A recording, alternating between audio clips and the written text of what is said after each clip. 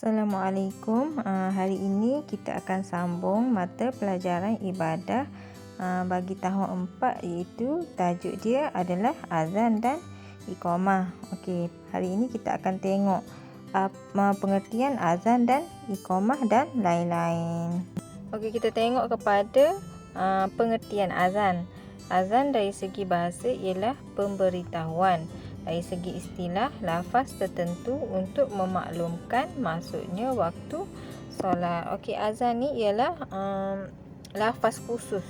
Lafaz khusus untuk memberitahu, yang mana tujuan dianya untuk memberitahu bahawa telah masuk waktu solat. Okey, iqamah pula dari segi bahasa ialah mendirikan.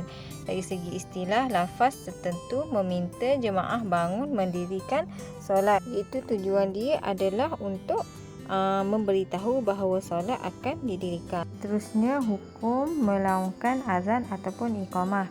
Hukum dia adalah sunat muakkad, iaitu sunat yang dituntut untuk dilakukan ketika hendak mendirikan solat fardu.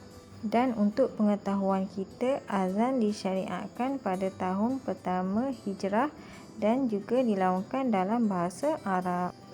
Orang yang melaungkan azan juga dipanggil sebagai muazzin. Seterusnya, syarat sah azan dan iqamah.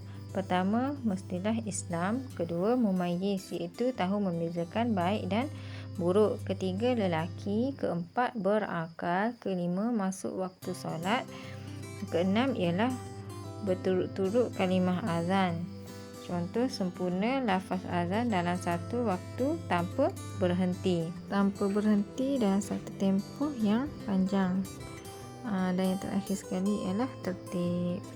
Kita pergi pula kepada perkara sunat bagi muazzin, iaitu sunat bagi orang yang melaungkan azan. Pertama, suci daripada hadas dalam keadaan berdiri. Muazzin seorang berakhlak mulia menghadap kiblat. Lafaz secara tartil, maksud dia secara tenang, jelas dan betul.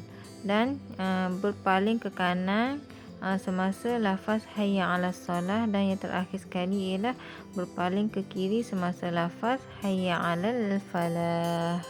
Seterusnya, perkara makruh dilakukan ketika azan, iaitu perkara yang mengurangkan pahala. Contoh, dalam keadaan berhadas, memanjangkan suara sehingga mengubah makna lafaz azan, bercakap ataupun bermain, melaungkan azan sambil duduk dan dilaungkan oleh orang fasik. Seterusnya, kegunaan lain azan selain solat. Okey, azan ni boleh digunakan selain daripada solat. Yang pertama, menyambut kelahiran. Itu kita disunatkan azan di sebelah telinga kanan bayi dan iqamah di sebelah telinga kiri. Kedua, mengiringi orang musafir. Ketiga, kejadian cemas, contoh ribut ataupun kebakaran.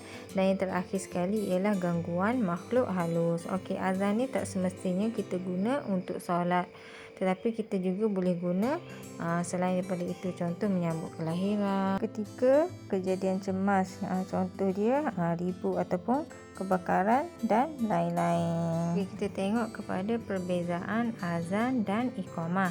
Azan ialah dilaungkan sebanyak 2 kali, lafaz tenang, tidak terburu-buru, dan dilaungkan sekali bagi solat fardu. Okey, iqamah pula ialah disebut 1 kali sahaja, lafaz secara fasih dan cepat, dan dilakukan setiap kali solat berjemaah. Seterusnya, lafaz azan dan iqamah.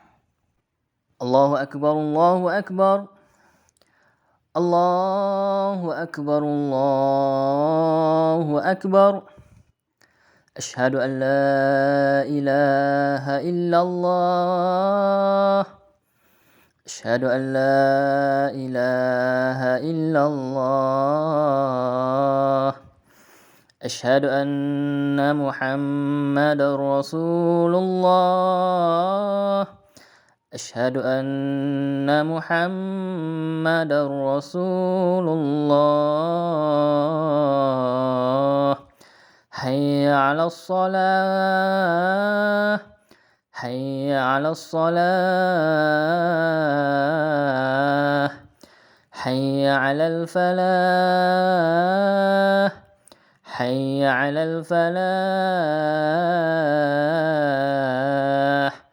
الصلاة خير من النوم الصلاة خير من النوم الله أكبر الله أكبر لا إله إلا الله.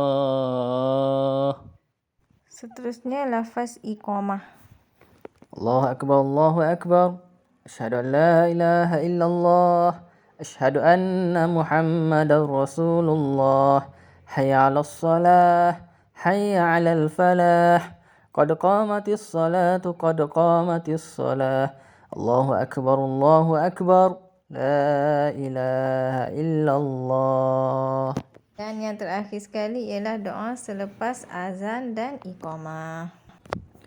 اللهم رب هذه الدعوة التامة والصلاة القائمة آت سيدنا محمدا الوسيلة والفضيلة والشرف والدرجة العالية الرفيعة وابعثه مقاما محمودا الذي وعدته إنك لا تخلف الميعاد.